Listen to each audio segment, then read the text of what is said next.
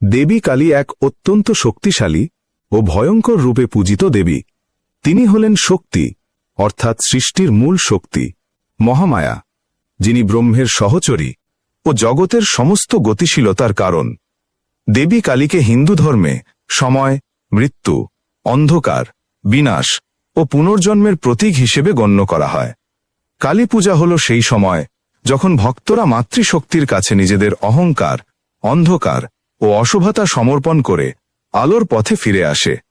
কালী দেবীর উৎপত্তি। দেবী কালী সম্পর্কে পুরাণে বহু কাহিনী রয়েছে।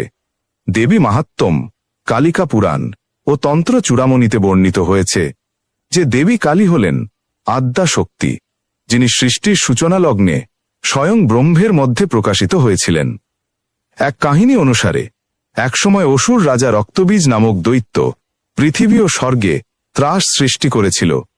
দেবতারা তাকে বধ করতে অক্ষম হলে দেবী দুর্গার কপাল থেকে উদ্ভাসিত হলেন এক কৃষ্ণবর্ণা দেবী কালী।